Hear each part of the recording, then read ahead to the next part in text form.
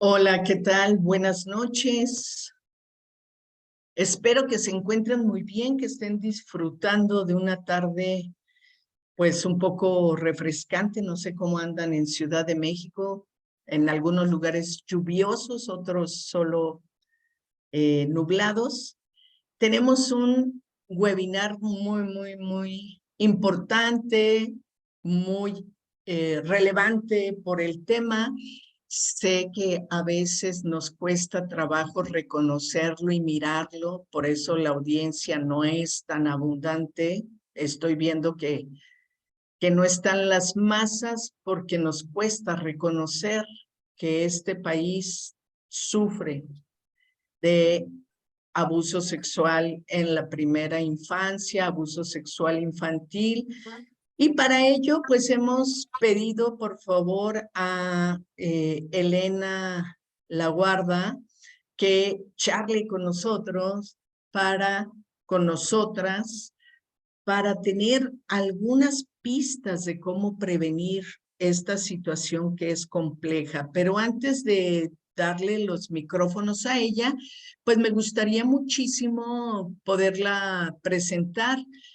Ella es comunicóloga por la Universidad Iberoamericana, educadora sexual y educadora infantil por la Asociación Mexicana para la Salud Sexual AC, AMSAC. Estudió terapia breve sistémica, ya hablaremos con quién, porque yo también, a lo mejor de ahí, y psicodinámica en la Universidad Intercontinental. Eh, es maestra en sexualidad y género por la Universidad Mexicana de Estudios de Posgrado. Fue fundadora de la Manta de México AC, parte del proyecto internacional de NAMES Project, que dedicó sus esfuerzos a la lucha contra el SIDA, socia fundadora de Asesoría Educativa y Prevención, conocido como Sexual a Ti. Yo por eso di con ellas, por esta página que tienen también en Facebook. Empresa con más de 20 años de experiencia en educación sexual integral y es autora del cuento Álbum de Familia, que fomenta una cultura de adopción, Tu hijo a un clip de la pornografía, ¿sabes qué hace? Y hechizos mágicos para desterrar villanos, que también me pareció un título formidable, que va en el terreno de la prevención del abuso sexual en la primera infancia, coautora de una serie de cuentos de A ti, el dragón de las estrellas, que brinda herramientas para la prevención del abuso sexual infantil. Bueno, en este momento voy a dejar de compartir para que Elena nos platique sobre este libro y cuál es como su finalidad y cuál puede ser como las pistas que podemos tener para la prevención. Mil gracias, Elena, por aceptar la invitación. No, muchísimas gracias, Claudia, de verdad, por la invitación. Muy buenas tardes a todos y a todas que nos escuchan en el día de hoy. De verdad estoy muy agradecida por invitarme a este espacio a hablar de este libro, Hechizos Mágicos para Desterrar Villanos, y dialogar sobre un tema en el que llevo trabajando ya 20 años. Sí, en efecto, soy Elena Laguarda y formo parte de Asesoría Educativa y Prevención, mejor conocida como Sexualidad ATI. Y ahí brindamos educación sexual integral a las infancias a partir de los 4 años hasta nuestros grandulones de universidad. Pero esta parte de trabajar con los adolescentes y personas adultas jóvenes ha sido muy enriquecedor porque nos permite observar sus realidades, ver qué riesgos tienen, cómo son sus dinámicas para meter factores protectores a temprana edad a partir de los 4 años. Pero siempre en sexualidad, ATI, es fundamental respetar el desarrollo psicosexual de las infancias. Ese es el primer paso de respeto hacia la infancia, honrar su momento de vida.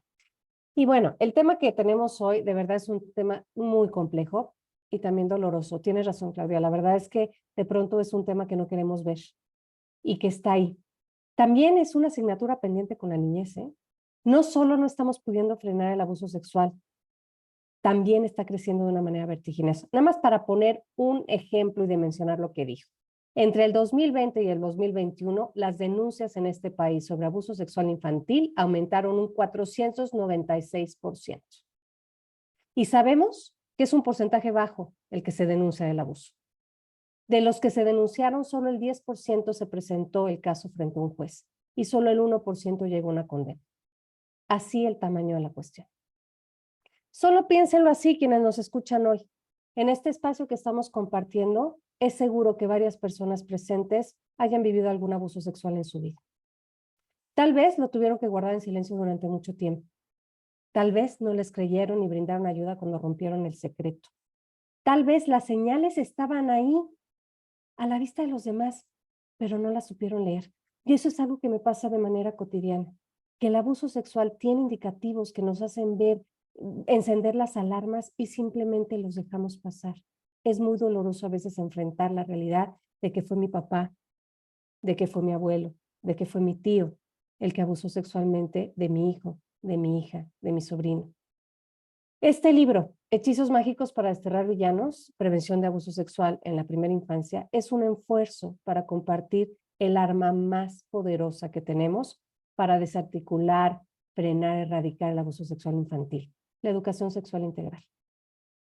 En él se encuentran todas las herramientas y estrategias que hemos creado en Sexualidad ATI a través de 2 décadas. Es un esfuerzo para ayudar a la sociedad a abrir los ojos a esta problemática, cerrar filas para proteger nuestro presente y futuro, la infancia. Pero también es un discurso de esperanza, porque hay mucho que sí podemos hacer. El abuso sexual infantil nos confronta, porque nos señala y nos enseña a la sociedad que somos. Hoy traigo algunas reflexiones sobre ello para que podamos dialogar. Así es que te pido que si tienes dudas, inquietudes, las puedas escribir. Va a haber un espacio para dialogar, para preguntas, para respuestas, porque justamente la intención siempre en Sexualidad ATI es conformar comunidad. Tejer un tejido súper fuerte que nos ayude, siquiera para que cuando alguien vive algo doloroso como el abuso sexual, podamos decir, me importa lo que estás viviendo y hago algo al respecto. Bueno, voy a compartir justamente pantalla para que podamos iniciar con esta charla, con alguno de los materiales que traigo, como para que podamos justamente ir dialogando. Permítanme un segundo, que después la tecnología me vuelve un poco loca, pero estoy a punto de lograrlo. Ahí estamos. Bueno, para que tengamos una idea, dimensionando el problema. Somos el primer lugar mundial en abuso sexual infantil, según la Organización de la Cooperación y Desarrollo Económico, la OCDE. ¿Qué quiere decir? Que somos el primer lugar en los países que conforman esta organización internacional. Pero según el índice Fuera de la Sombra realizado por la Red Internacional de Derechos de la Infancia, México ocupa el segundo lugar en América Latina y el 12 a nivel global. Para que tengan una cifra un poco espeluznante, son 5.4 millones de casos por año en nuestro país. Es decir, que cada minuto 9 niños o niñas están sufriendo un abuso sexual. En este informe también se establece que el 72% de los abusos ocurren en el hogar y el 86% en el marco de una relación significativa para las personas menores de edad. El tío, el vecino, la maestra, alguien cercano en quien confía. ¿Qué podemos también decir de acuerdo a las cifras que hay? Que el 90% del abuso sexual denunciado es perpetrado contra las mujeres. 95% de las personas que abusan sexualmente de menores son hombres. ¿Esto significa que todos los hombres son abusadores? No, por supuesto que no. Pero sí significa que estamos haciendo algo muy mal en la educación que estamos impartiendo a los varones en este país, en donde son ellos y no ellas quienes se sienten con derecho a transgredir los cuerpos, a avasallar. Y ahí tenemos muchísimo, muchísimo camino por andar. En menores de 10 años de edad, el abuso se da por igual a niños y a niñas. Lo que le interesa al abusador sexual de la primera infancia es la vulnerabilidad. Es tener a un ser vulnerable del que se puede aprovechar, a quien puede controlar, más allá del género. Pero conforme van creciendo, el abuso sexual se empieza a dar más contra las mujeres que contra los hombres, llegando ya a un 90% de mujeres quienes lo viven. Aunque he de decir que un 10% de niños con las cifras que tenemos en este país no es poca cosa. Ningún niño, ninguna niña tendría que vivir un abuso. Pero sí habla de que estamos generando una educación que avala y promueve ver el cuerpo de las mujeres como objeto de consumo para el placer de los hombres desde muy temprana edad. ¿Qué también tenemos que decir tristemente en nuestro país? Que el abuso sexual se ha convertido en un negocio. Está muy ligado a la trata de personas. Para que tengamos una idea, la Oficina de Defensoría de los Derechos de la Infancia, ODI, documentó desde el año 2021 casos de abuso sexual organizado contra infancias de preescolar y primaria. En estos 2 últimos años, los casos pasaron de ser 18 en 7 entidades del país a 24 instituciones en 11 entidades del país. ¿Qué se ha hecho al respecto? Eso es lo más doloroso. Nada. Ahí hay una complicidad muy fina, pues lucrar con los cuerpos infantiles es un negocio. Estos se han convertido en un objeto de consumo. En estos casos ha imperado la impunidad, por eso van en aumento. La autoridad se ha dedicado a disuadir a quienes denuncian, las fiscalías no investigan. Es un negocio que requiere de muchas complicidades. En estas agresiones sexuales organizadas tienen pues algunos puntos en común. Primero, son múltiples agresores los que someten a múltiples víctimas al mismo tiempo y de manera constante, en complicidad con la comunidad escolar en la que ocurre. Sí, se están cooptando instituciones educativas privadas y públicas en aquellas entidades del país en donde el crimen organizado tiene el poder y o gobierna. Este tipo de agresiones son extremas y ritualistas, es decir, hay disfraces, rituales de violencia degradantes, humillantes, con extrema violencia. Se videograban estas violencias sexuales con fines pornográficos. Esto también se ha visto en este tipo de material cuando se utiliza la explotación sexual de las infancias para hacer material pornográfico. Entre más pequeñas las personas de las que se abusa, más extrema es la violencia que se ejerce contra ellas, más denigrante, más humillante, más perversa. Se amenaza a las infancias con que si denuncian van a dañar a su mamá o a su papá. Y existe la sedación para llevar a cabo el abuso, pero también para confundirles. Aunado a esto, también hay que decir que tenemos otro deshonroso primer lugar en nuestro país. Somos el primer lugar en producción y consumo de material de explotación sexual infantil con fines pornográficos. Y según la Europol, este delito aumentó en más de 106% durante la pandemia. Y hay que tomar en cuenta también un factor bien importante. Hoy el 10% del delito sexual contra las infancias inicia en Internet. Es cierto que la primera infancia no debería de estar navegando solito o solita en la red, pero sí sucede. Y conforme vas creciendo, cada vez se encuentra con que también ahí acecha el peligro de vivir un abuso sexual. ¿Estamos generando entornos seguros en el mundo virtual? ¿Les estamos brindando cuidado y estrategias a las infancias para que naveguen de manera segura? Yo creo que no. También es una asignatura pendiente. Bueno, pues iniciemos con el principio para poder ir definiendo qué es el abuso y qué podemos hacer para prevenirlo. Y empecemos con esto.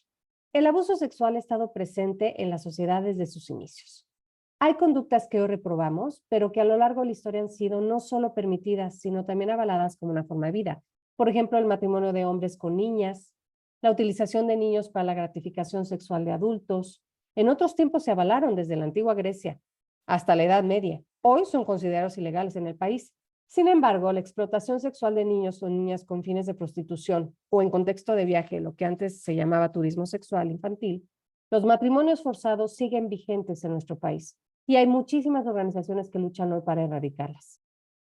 ¿Qué nos ha dificultado el poder erradicar estas situaciones? Que vamos lejos de encontrar una definición en el área legal, pero también en el área de prevención. ¿A qué me refiero con el área legal? Para poner un ejemplo. Existen en el país el Código Federal que tienen 14 distintos delitos en cuanto a abuso sexual. Y en los gobiernos locales hay 42 definiciones disímiles referente a la misma problemática. ¿Qué quiero decir en concreto? Contamos con 32 códigos penales distintos, entre los cuales hay estados en nuestro país que no contemplan la figura del abuso sexual. Y algo similar nos pasa en cuanto a prevención o en atención integral de quienes lo sufrieron. No tenemos una definición en común consensuada, tenemos varias y cada investigación, cada organización toma aquella que cree que puede ayudarle en la investigación que está haciendo o en la atención que está llevando a cabo. La definición que vamos a ver el día de hoy no es una definición legal, es una definición que nos sirve para el área de prevención y para el área educativa y que se me hace súper importante porque sí deja claro qué sí es abuso y qué no lo es. Pongo un ejemplo. Es esta definición. El abuso sexual a un menor se entiende como los contactos, interacciones entre un niño o una niña y una persona adulta, cuando la persona agresora usa la infancia para estimularse sexualmente él mismo, a la niña o niño o a otra persona. ¿Cuál es la palabra clave en esta definición? Estimularse sexualmente. No saben de verdad cuántas veces en las escuelas, en las comunidades con las que trabajo, hay cuestiones que son de la vida cotidiana que encienden alarmas como si fueran abuso y hay cuestiones bien fuertes que se dejan pasar porque no se consideran abuso. Pongo un ejemplo. Hay incluso por ahí podemos encontrar en redes sociales, se puso de moda un videíto en donde había una persona que decía, es que el darle beso en la boca a un niño o a una niña es abuso sexual. ¿Será? Pues no necesariamente. Hay culturas en donde a las infancias se les saluda de beso en la boca y no hay la intención de estimularse sexualmente. Por ejemplo, bañarse con tu hijo o con tu hija, sobre todo en la primera infancia, ¿es un abuso sexual? Es una interacción, pero claro que no es un abuso sexual, porque no hay la intención. Pero si a partir de ahí yo voy, como por ejemplo me tocó con un chiquito que la abuela decía, yo voy a lavar todo su cuerpo, el niño ya tenía 8 años, ya podía hacerse cargo de lavarse los genitales, y le limpiaba el pene y lo masturbaba en realidad, lo erotizaba en realidad cuando lo bañaba, sí hay, porque hay la intención de estimular sexualmente. O por ejemplo, que de pronto te cachen tus hijos teniendo relaciones sexuales. ¿Es un abuso sexual? No. Por supuesto, no estoy diciendo, ay muchachos, dejen la puerta abierta. No, ciérrenla con llave, ¿no? Porque finalmente lo que vea va a impactar en su visión. Pero no es un abuso sexual. Pero si de repente abre la puerta y yo lo interpelo con la mirada y con la mirada lo integro al juego sexual y uso su mirada para excitarme, sí es un abuso sexual, aunque no lo toque. Les pongo un caso que nos tocó justamente con un chiquito en una secundaria. Era un chiquitín que tenía más o menos 5 o 6 años de edad, estaban en una clase extraescolar en su escuela y de pronto él entró al baño en donde estaba todo el equipo de básquetbol ahí cambiándose. Y de repente entra el chiquito para tratar de ir al baño y entonces estos grandulones de secundaria se empiezan a reír, se empiezan a burlar y entonces el niño se baja los pantalones para hacer pipí y uno de estos grandulones de secundaria le dice, ay, mira tu pene tan chiquito. Se quita la toalla que traía rodeado justamente a su cintura porque se iba a meter a bañar y le dice, este es un pene de verdad. ¿Fue un abuso de poder? Por supuesto que sí. ¿Fue violencia de género? Por supuesto que sí. ¿Fue un abuso sexual infantil? No. Si hubiera dicho, te toco, me tocas, nos excitamos, hubiera sido un abuso sexual infantil. ¿Este niño mereció consecuencias? Sí.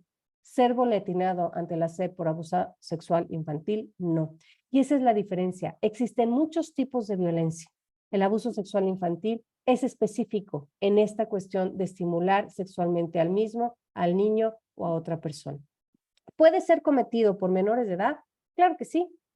En nuestro país, justamente quien empieza a abusar sexualmente de otras personas y de niños o de niñas, empieza más o menos en promedio a los 16 años. Y esto es bien importante saberlo, porque necesitamos generar estrategias, no solo de prevención, de contención emocionales a estos adolescentes, porque muchos de ellos vienen producto de haber vivido otras violencias. Necesitamos ayudarles para frenar el que sigan abusando sexualmente de otros menores, independientemente de las consecuencias legales que tengan. Ahora bien, ¿qué podemos ver también? ¿Puede haber abuso sexual? Sí. ¿Contacto? Sí. Y es igualmente grave, ¿eh? un abuso sexual es un abuso sexual. Por supuesto que hay abusos sexuales que pueden generar mayor o menor daño y depende de muchas cosas, de cuánto tiempo se llevaron a cabo, quién los hizo, qué violencias hubo, qué seducciones hubo, qué persona significativa o no significativa estaba, hasta la propia capacidad de resiliencia de esa personita que sufrió el abuso o hasta la respuesta que dimos cuando rompió el secreto. No a todos afecta por igual. Y esto yo quisiera dejarlo claro, porque estamos enviando un mensaje que hace muchísimo daño. El abuso sexual es algo irreparable, que rompe las infancias de los menores, les destruye la vida. ¿Cómo dejo esperanza para la recuperación? El abuso sexual es una situación sumamente compleja y difícil, pero siempre hay la posibilidad de resignificar, de reparar, de dejar de sobrevivir, de volver a disfrutar la vida. Hay la posibilidad de salir adelante de un abuso sexual. Y eso lo tiene que saber cualquier persona, porque si la colocamos en una posición de no hay salida, ¿qué opción de esperanza le estamos dando? Ok, bueno, la primera infancia, justamente mis esfuerzos en este primer libro de abuso sexual infantil, Hechizos Mágicos, fue dirigida a la primera infancia porque es esta la primera infancia en la que considero que está más vulnerable al abuso. Esta etapa de vida es fundamental por dos motivos. El primero es que la genética y las experiencias que está viviendo la persona menor de edad, que le brinda el entorno, comienzan a trazar el funcionamiento del cerebro y delinear el comportamiento humano. La segunda es que la infancia está adquiriendo en este momento de vida un sentido de confianza básica, construyendo el apego. Las relaciones emocionales son el eje del desarrollo infantil. Dependiendo de ellas se conformará un cerebro sano o no. El niño o la niña de esta edad es completamente dependiente. Si los cuidadores interpretan sus necesidades, le brindan un ambiente seguro, se va a ir sintiendo valioso y digno de cuidar. Si hay maltrato, negligencia, abuso sexual, marcará la forma en que se estructura y desarrolla su cerebro. Por lo tanto, la primera infancia es una etapa crucial para apuntalar la calidad de vida de una persona en el futuro. Por lo mismo, necesita conectarse con los demás para desarrollarse. Solo en el amor se forma un cerebro capaz de amar. Si la persona menor de edad vive experiencias traumáticas como abandono emocional, violencia familiar, abuso sexual de manera cotidiana, continua, puede afectarle directamente a su salud mental, incluso evitar el desarrollo pleno de su cerebro si esto ocurre a una edad muy tempranita. Estamos hablando que la primera infancia es de los 0 a los 6, de una manera constante, continua. Ahora, ¿qué pasa también? Que la primera infancia es muy vulnerable porque tiene características específicas. Primero, es un blanco fácil. Son totalmente dependientes, no tienen a dónde ir. Dependen de la capacidad de sus personas adultas cercanas para protegerles. Y son sus personas adultas cercanas quienes abusan de ellos, no hay escapatoria.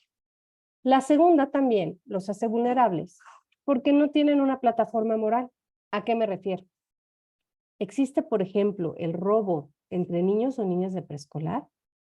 Por supuesto que no, porque aún no comprenden cognitivamente del todo qué está bien o qué está mal, que eso de tomar el juguete que me gusta, aunque no sea mía, se llama robo. Son egocéntricos, lo hacen sin pensar en si deben hacerlo o no, por qué. El poder tener argumentos sólidos para el bien o para el mal e internalizarlo va sucediendo de manera paulatina, pero con mayor fuerza a partir de los 7 o 8 años de edad. Esto provoca que un niño o una niña de la primera infancia no entienda que alguien bueno haga algo malo. Los adultos son muy importantes para ellos, no cuestionan su conducta. Los adultos son el centro de su universo. Recordemos cómo es un niño en preescolar. Si tienes un hijo de esa edad, no me dejarás mentir, llegas a casa y se le ilumina la vista y mi papá es el que se come los monstruos y mi mamá es la mejor del planeta. Le cuesta trabajo comprender que esa persona a la que ama, que lo cuida, que le brinda cariño, puede ser la misma persona que le pega, le grita, le deja sin comer o abusa sexualmente de él. No cuestiona, sacrifica la imagen personal antes que al adulto significativo. Mi mamá no me pega porque mi mamá sea mal. Mi mamá me pega porque yo soy malo. Sienten así que tienen mayor control. Puedo controlarme a mí, pero no a mi mamá. Y el abusador suele ser alguien significativo para el menor. También otra de las características que los hace muy vulnerables a un abusador es que obedecen las reglas por beneficio propio. Las reglas para evitar un castigo o obtener una recompensa. No sé si vieron, por ejemplo, un experimento social que hubo en donde había chiquitos de la primera infancia que los dejaban en una sala y les decían, me voy a salir de aquí, te voy a dejar un chocolate, pero no te lo comes. Y los veías de verdad sufriendo y algunos se comían el chocolate. Pero cuando les decían, si no te comes este chocolate, te voy a regalar 2 chocolates, híjole, hacían todo el esfuerzo por no comerse. Esto lo hace vulnerable, pues el agresor tiene el poder de imponer las reglas del juego, de dar premios o de dar castigos. Y otra característica también que les cuesta mucho trabajo es que confunden lo real con la apariencia exterior. ¿A qué me refiero? Esto no solo le pasa a las primeras infancias.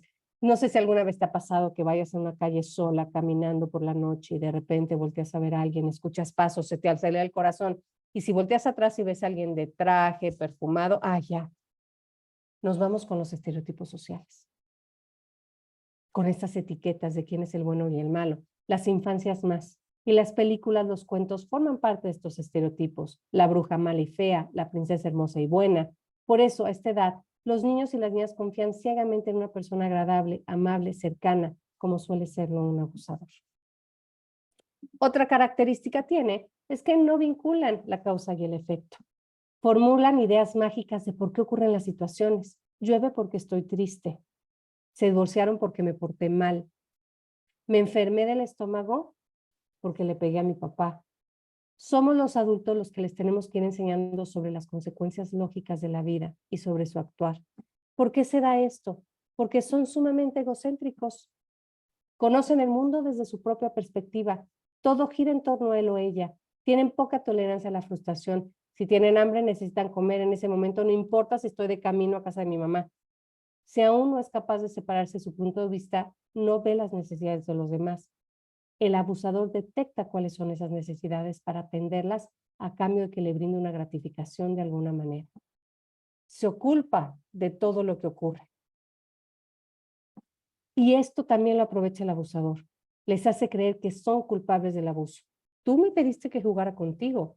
A ti te estaba gustando este juego. Tú lo quisiste. Tienen pensamiento concreto, es decir, pensamiento literal. Se centra en el mundo físico y sus elementos, lo tangible. El niño debe dominar este pensamiento para después pasar al pensamiento abstracto. Pero pongo un ejemplo. Alguna vez me tocó justamente en una discusión que estaba yo teniendo con mi marido cuando mi hija era muy pequeñita, estaba en la primera infancia, que de repente mi marido dijo, no, es que mi mamá se fue porque perdió la cabeza. Y mi hija empezó, ¿dónde la perdió? ¿Dónde? Hay que ayudarla a buscar. Tienen este pensamiento concreto. Esto lo aprovecha el abusador también para hacerle creer cualquier cosa engañándolo con sus sentidos. ¿Estás sintiendo rico? Entonces esto no puede ser malo. Y tiene la imaginación a todo lo que da. Sabe que Superman puede volar, que ellos no son Superman, pero yo podría convencerle de que sí hay una capa mágica y que si se la doy y se la pongo, sí puede volar. Tanto que por eso creen que hay un hombre de barbas blancas y traje rojo que baja por una chimenea para poner regalos. El abusador se aprovecha de esto y le hace creer que puede aparecer un monstruo si no hace lo que quiere. Y literalmente lo cree. Otra característica que también los vuelve vulnerables es que sienten placer, más no deseo. Por supuesto que ya experimentan autoerotismo en juegos sexuales, pero no le dan el contexto de una persona adulta, en donde ya tenemos toda esta cuestión de la respuesta sexual, le dimos todo este significado, el compartir la piel, el llegar a un orgasmo. No, para ellos sencillamente es el descubrimiento de su propia naturaleza. Hay autoerotismo en juegos sexuales como parte de su desarrollo. El autoerotismo está dirigido a obtener placer al tocar el propio cuerpo. No tienen la experiencia sexual para saber si lo que les están proponiendo debe ser o no, si es parte de la vida adulta o es algo que se comparte con las infancias. Y de esto se aprovecha el abusador. Por el otro lado, no hay pudor. Es el momento en que más orgullosos nos sentimos de nuestro cuerpo. Si tienes un niño o una niña de esta edad, híjole, pues puede correr por la alberca si le quitas el pañal, le quitas el traje de baño, feliz de la vida.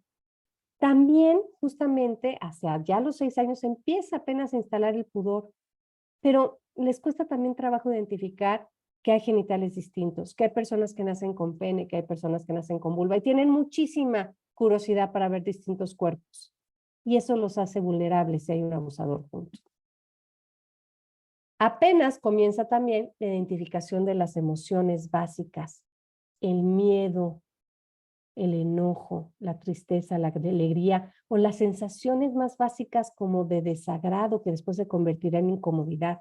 E incluso tener dos sentimientos contradictorios les genera mucha frustración. Estoy feliz porque me voy a ir a dormir con mi abuelita, pero estoy angustiada porque luego no me gusta el juego de mi abuelo. Les ponen una contradicción y los paralizan. No saben qué hacer con estos dos. Y justamente el abusador les hace tener una relación ambivalente. Me la paso bien contigo, pero hay cosas que no me gustan. Y en esa ambivalencia obligan al niño o a la niña a que calle.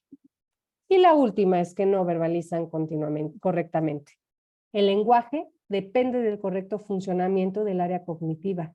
No tienen la capacidad para decir, siéntate, mamá. Tenemos que hablar de lo que me está pasando con mi abuelo. El niño o la niña de la primera infancia actúa la situación que le está sucediendo. Por eso tenemos que estar bien alertas con cuáles son los indicativos en la conducta de un niño o de una niña de esta edad para poder interpretarlos, para poder leerlos y ponerlo a salvo. Ahora bien, así como existen características específicas de la infancia, ¿habrá características de un abusador? ¿Por qué decide abusar sexualmente de un menor? ¿Está enfermo o loco? No, no lo está. Por supuesto que tiene fallas como cualquier persona en distintas áreas de su vida, de su psique, pero sabe lo que está haciendo, es responsable de lo que hace. En el libro hay toda una explicación sobre esto. Nos llevaría solo ese tema una conferencia a analizarlo, pero tratemos de contestar la pregunta básica. ¿Cómo podemos identificar un abusador? ¿Hay algún perfil específico? Porque nos encantaría pensar que podemos distinguirlo a simple vista y no es así.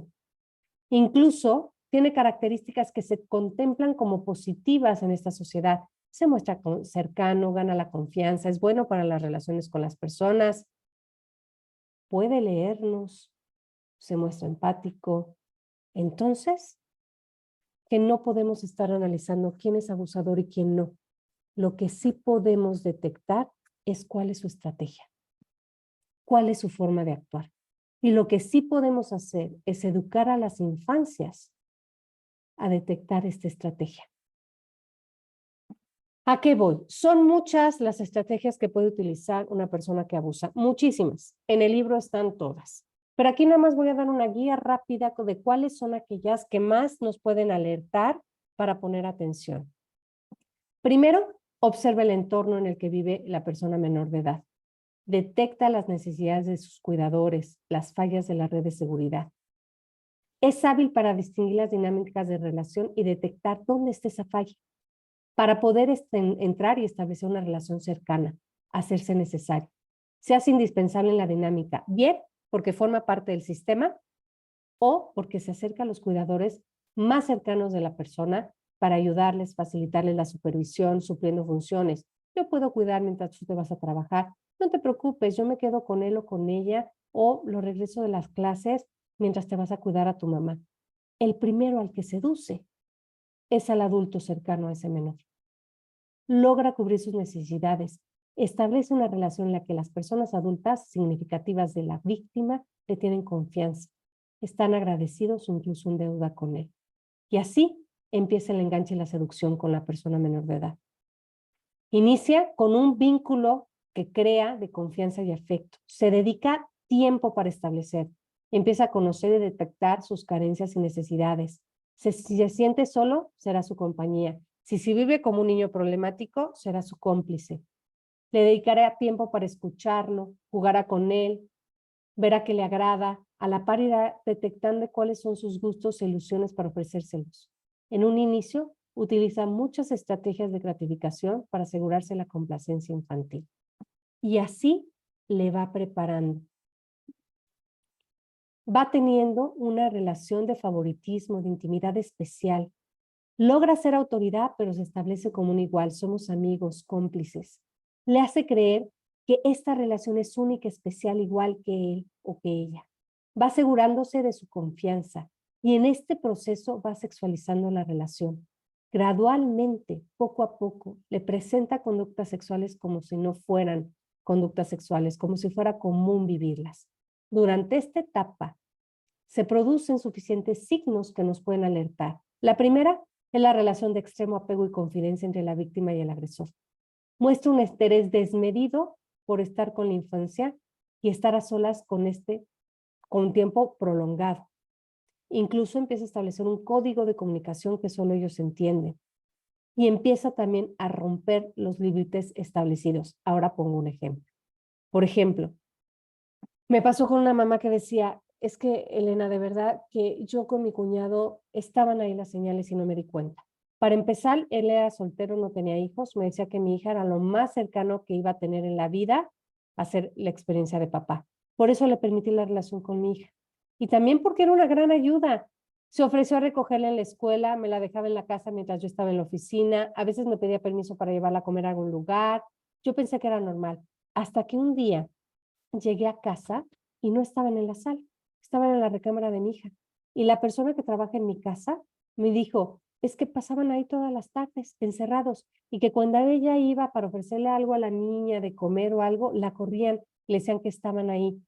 Y entonces la mamá fue, tocó la puerta, entró, abrió la puerta y de repente se quedaron callados. Y dice, me sentí como si estuviera invadiendo algo.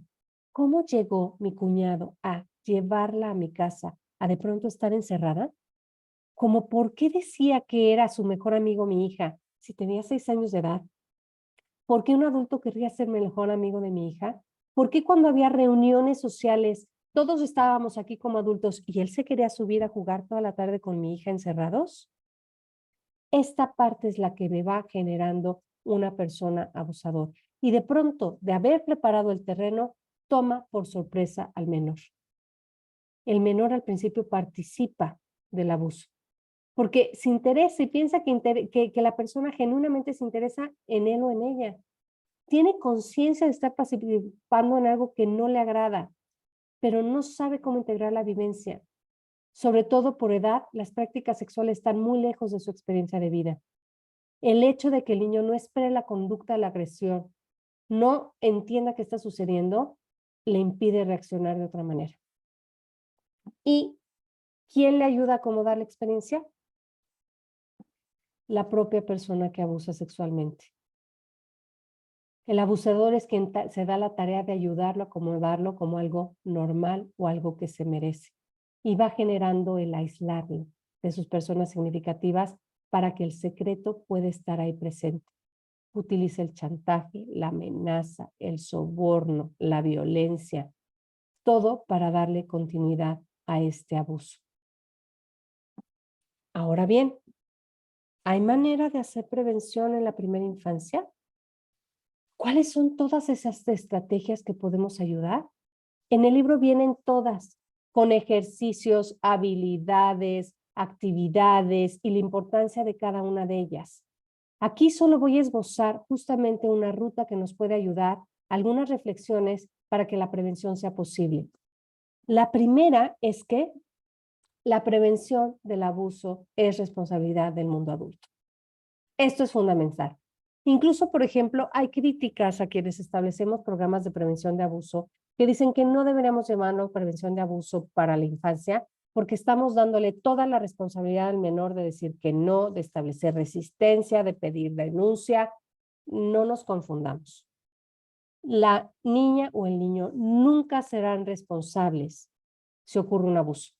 Y no cae en sus hombros la responsabilidad de protegerse, cae en las personas significativas que les cuidan. Y parte de tener un programa de prevención es darle estrategias a las personas adultas que rodean a la infancia. Pero sí podemos, con ello, darles estrategias y habilidades para la vida, de manera que conforme vayan teniendo más edad, puedan utilizar estos recursos en muchas situaciones de riesgo, no solo el abuso sexual infantil. Pero lo que es fundamental es que tenemos que generar comunidad. Los esfuerzos aislados no están siendo suficientes. De ahí que nos dimos a la tarea de escribir este libro para compartir estas estrategias. Tenemos que generar comunidades educativas con protocolos de prevención y atención de abuso y detección de abuso. Familias comprometidas que hacen una comunidad que hagan un frente en común para frenar la pandemia o lo que ya muchos llaman la pandemia del abuso sexual infantil. Otra que es bien importante es que todo esto se puede dar a partir de desarticular otras violencias. Debemos dejar de utilizar la nalgada, el golpe, la violencia como forma de disciplina. Tienen que ser en el marco del buen trato y voy a explicar por qué. Un niño que vive buen trato reconoce cualquier tipo de maltrato inmediatamente.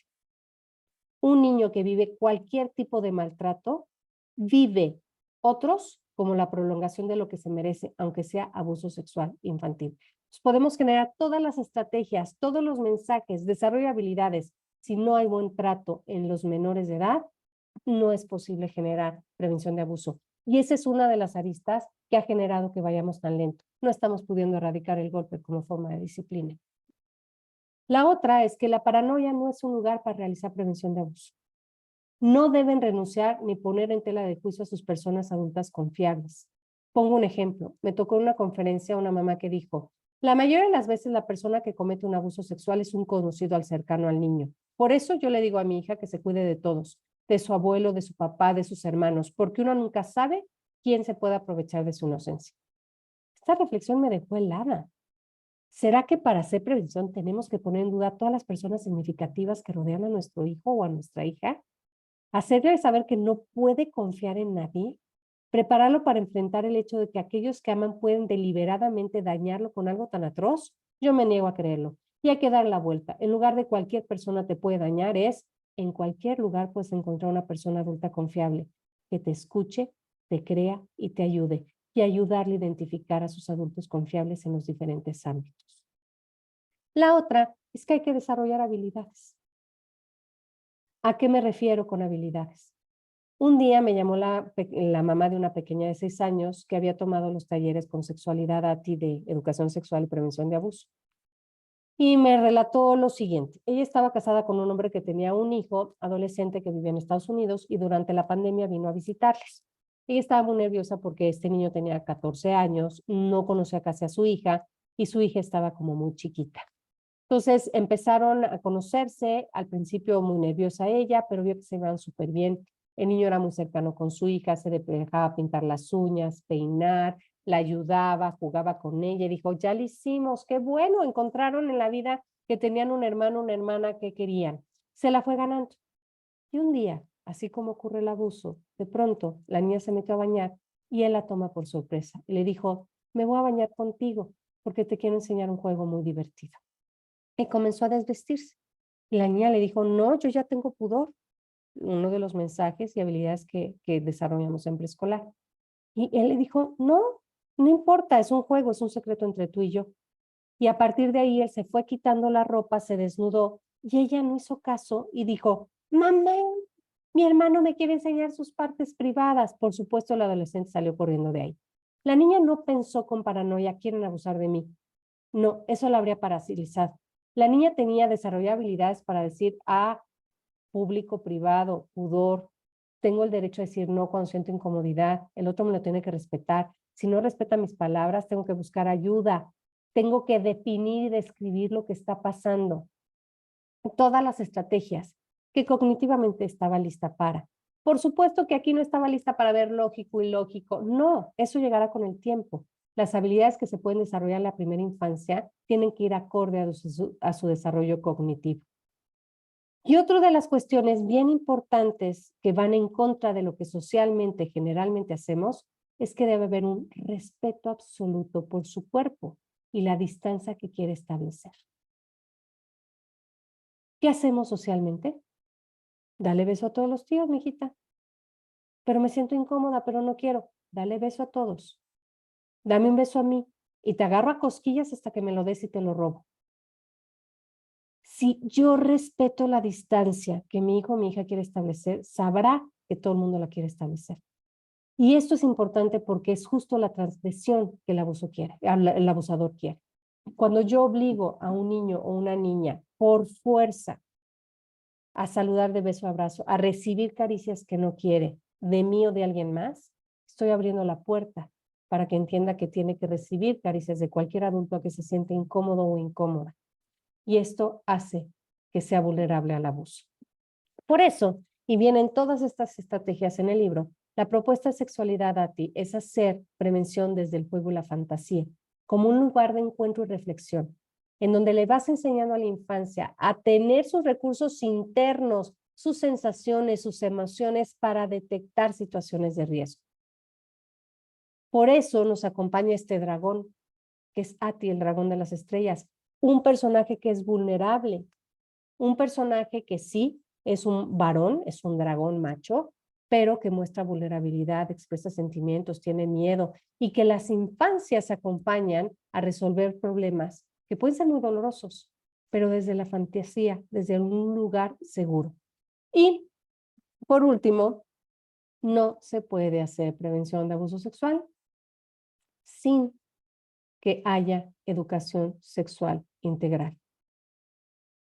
¿Por qué? Porque esta cuestiona de fondo situaciones que hacen posible la violencia cotidiana, la violencia sexual cotidiana, la inequidad de género, la forma en que educamos a hombres y mujeres como potenciales agresores o víctimas, la reproductividad y qué corresponde a la vivencia adulta y qué a la niñez, el erotismo y el placer para generar una inteligencia erótica, la vinculación afectiva para establecer relaciones desde la ética del cuidado, entre muchas otras que vienen al final también del libro.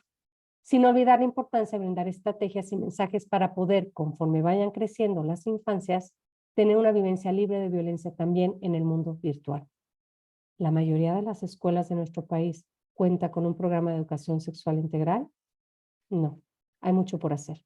Por eso, si quieres estrategias para detectar conductas en las infancias que puedan ser indicativas de un abuso, la ruta que debe seguirse si detecta que un niño o una niña lo vivió, instituciones que te pueden ayudar y sobre todo, conocer todas las estrategias de prevención que están en la canasta de la abuela, cómo desarrollar habilidades para que Caperucita no pierda el camino y aprenda a verle los colmillos al lobo, todas las manzanas envenenadas que un abusador tratará de ofrecerle a la infancia, este libro puede serte útil. Es una apuesta para hacer un frente común para proteger a nuestra niñez, que también es proteger nuestro futuro como sociedad. Aquí hay algunos libros que te pueden ayudar. Está Hechizos Mágicos para Desterrar Villanos. También está la colección de Ati, el Dragón de las Estrellas, que ayuda a saber de caricias, a distinguir el chantaje, el soborno, la amenaza, qué pasa en nuestro cerebro cuando entramos con contenido inadecuado, cuál es la diferencia entre un secreto bueno y un secreto malo, cómo explicar la diversidad sexual, feminismos, nuevas masculinidades, todo lo que tiene que ver con los sentimientos y su expresión. Esta colección ayuda muchísimo a la primera y segunda infancia a poder ir desarrollando estrategias para la prevención de cualquier tipo de violencia, incluyendo el abuso sexual infantil. Y a nosotros nos puedes localizar aquí, en nuestras redes sociales, en nuestra página donde vienen blogs, artículos que te pueden ayudar en la crianza. Y tenemos también Academia Sexualidad ATI, en donde brindamos un espacio para toda aquella persona que está a cargo de la crianza de las infancias, ya sea porque trabaja en escuelas, porque es profesionista de la salud emocional, mental, o porque simplemente está a cargo de un niño o una niña, es papá, es mamá, pues puede con nosotros capacitarse para tener muchísima información y estrategias para poder acompañar a la infancia a tener una vida sexual plena, saludable y placentera. Pues hasta aquí, muchísimas gracias por escucharme. Abro a todas las preguntas que puedan tener, abro al diálogo y me encantará escucharles. Pues muchísimas gracias, Elena. Mira, hay pocas preguntas, hay algunos comentarios. Fabiola Mayo nos dice, excelente plática. Adriana Aguilar dice, gracias por esta charla, es muy didáctica. Gracias por la invitación. Y Nano Garza de Nuevo León dice que si esto se puede trabajar en las escuelas, ¿qué le dirías? Se debe de trabajar en las escuelas. La realidad es que cuando podemos trabajar en las escuelas es maravilloso porque generamos comunidades de prevención. Conseguimos esta parte de tejer el tejido social que hace muchísima falta. Nos ponemos todas las personas adultas de acuerdo en qué es lo que queremos mejor para las infancias. Y no hay mejor estrategia que aprender a partir de la conversación y el diálogo también con los pares, con otras realidades, con esas diversidades.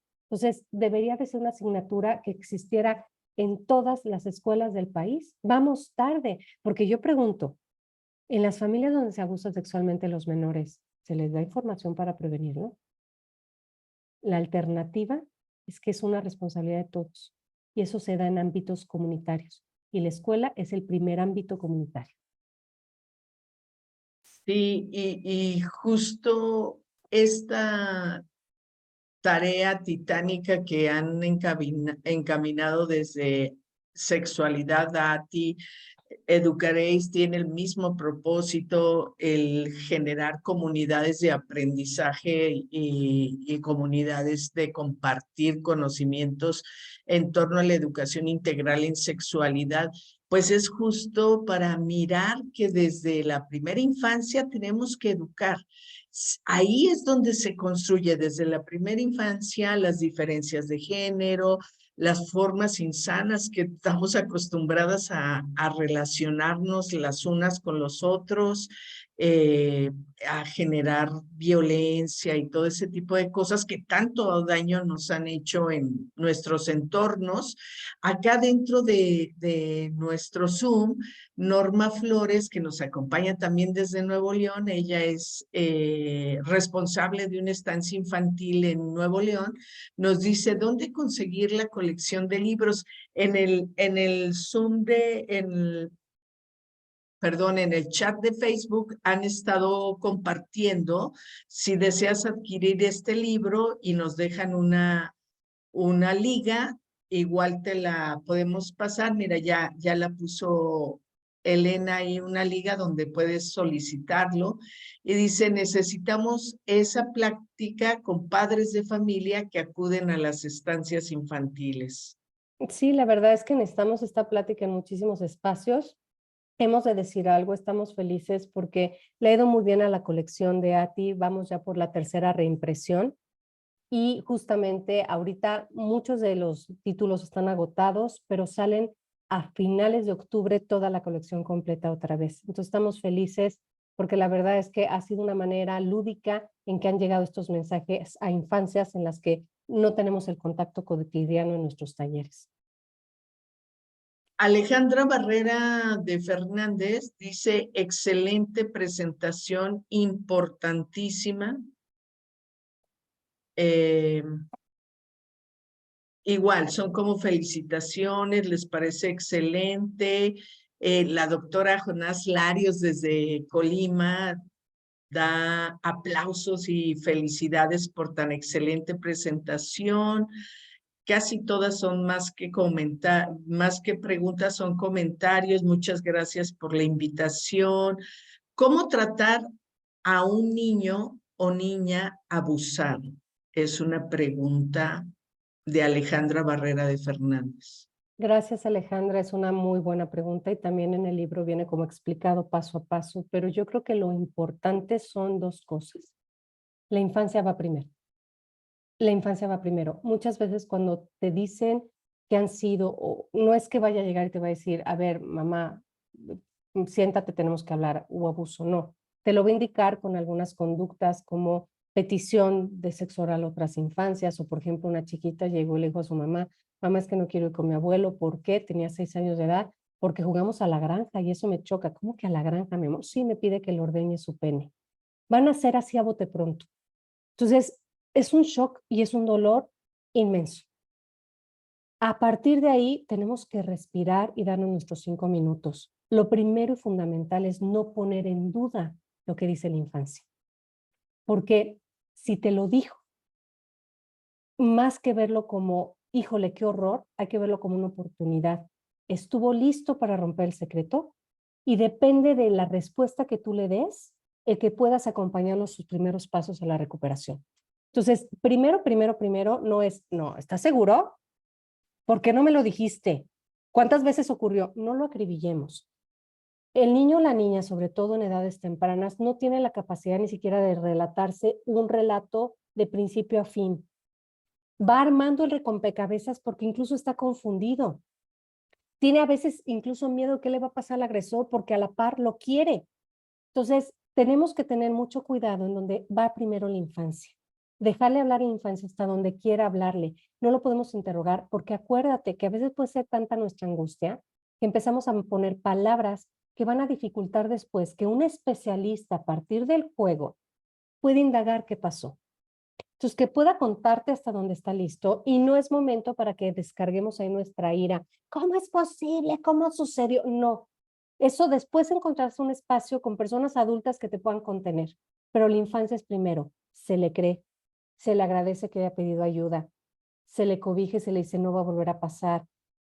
Se le va teniendo que anteponer todo lo que va a ir sucediendo. Mi amor, ya fui a hablar con alguien que atiende a niños y a niñas que han pasado por lo que tú has pasado y nos va a ayudar y te voy a llevar a hablar con él. Y sobre todo se le brinda esperanza. Estos mensajes de ya te arruinaron la infancia, no, ya te desgraciaron, no sirven. En la vida, aún de las situaciones más dolorosas, podemos reparar y volver a vivir una vida plena y saludable. Entonces, sí, confío en ti, es porque vio en ti la posibilidad de ayudar.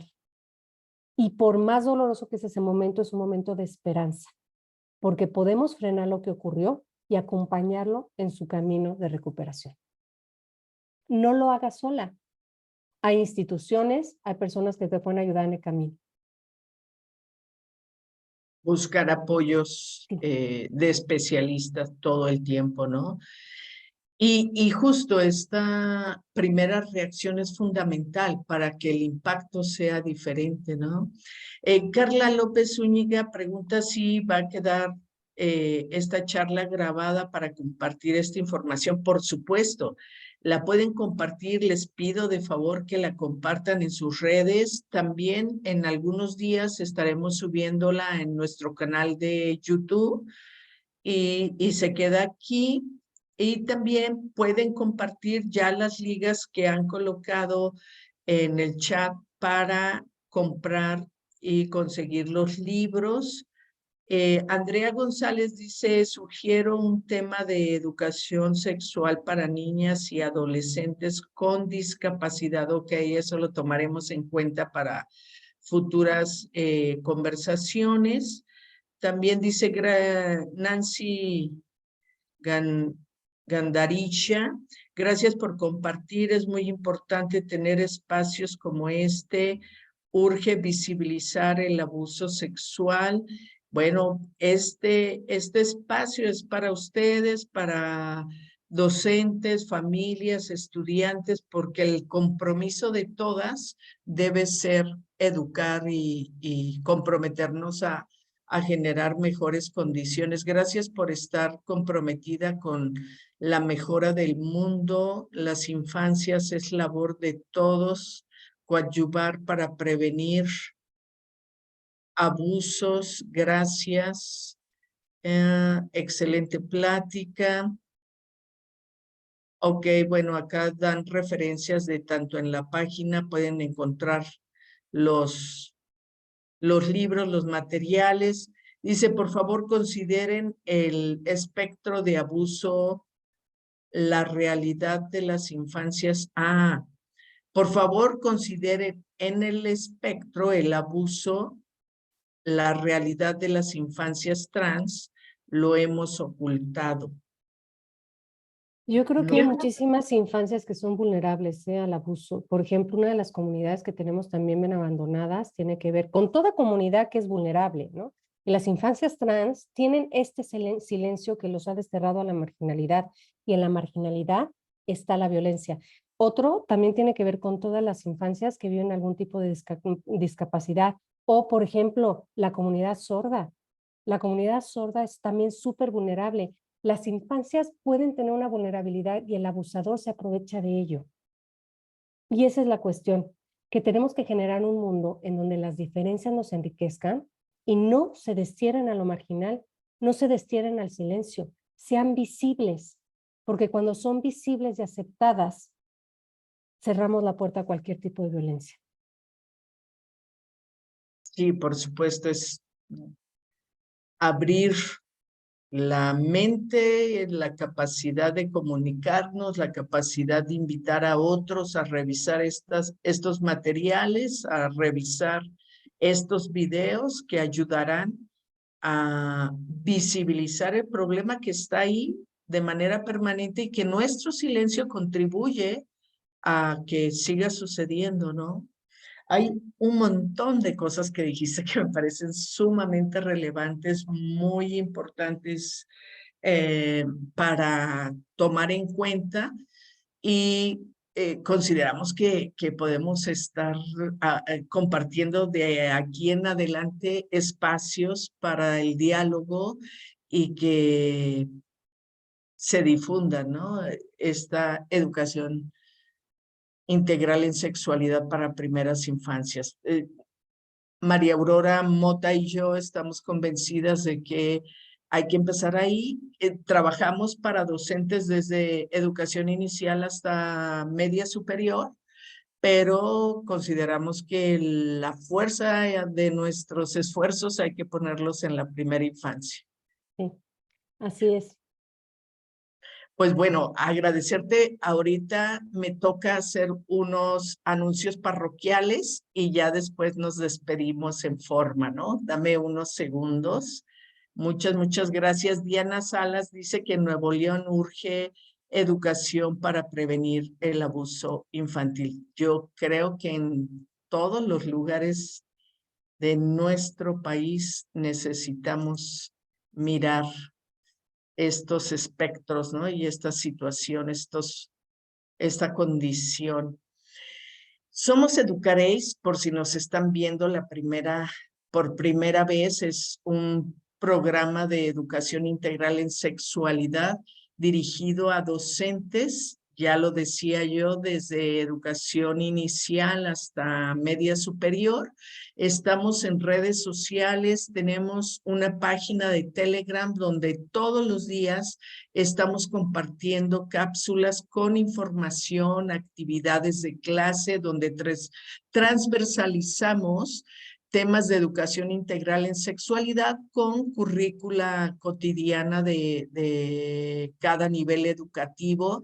Podemos ver matemáticas y un tema de educación integral en sexualidad. Podemos colocar temas de historia que nos permitan también revisar, porque este no es un tema que se vea solo en ciencias naturales o en biología o en cívica y ética. Debe estar permeando en todos los espacios y en todos los momentos de la educación y tenemos que formarnos las docentes, los docentes en todos los lugares. Nos encuentran en Telegram y la maravilla de Telegram es que lo que se ha publicado desde octubre del 21, ahí está y lo pueden revisar, no lo pierden, no llegan y empiezan a recibir la información día a día, sino pueden dar vuelta atrás. Estamos en Facebook, en Instagram, en TikTok, tenemos nuestro correo, en YouTube, en WhatsApp y tenemos un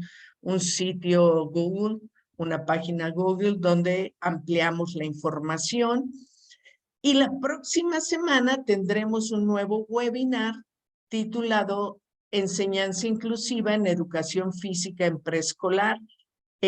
Tanto la licenciada en Educación Física, Zairi Feman, y la doctora Yolanda Chávez nos platicarán de esta tesis que ganó el primer lugar en tesis con perspectiva de género que lanzó el concurso el Instituto Nacional de las Mujeres y ganó el primer lugar por ser una tesis que integra de manera muy adecuada, pues, la educación inclusiva con perspectiva de género. Creo que puede ser muy interesante y que podamos ir abonando a quienes se están formando como profesores y profesoras, que ya vayan incluyendo esta perspectiva en su forma de abordar los temas.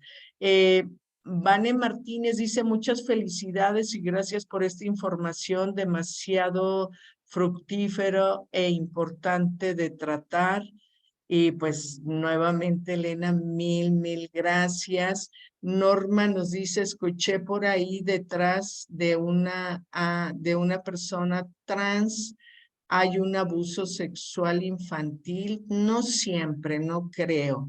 No, detrás de una persona trans hay una forma de sentirse y percibirse, pero no siempre está asociado ni debe depender de ello.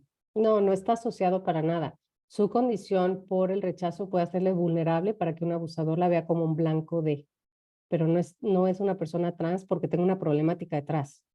Es una persona trans porque es una persona trans. Pues mil gracias, Elena. Un abrazo fuerte. Y pues bueno, dejamos de compartir en Facebook. Gracias a quienes nos acompañaron y nos vemos dentro de 8 días.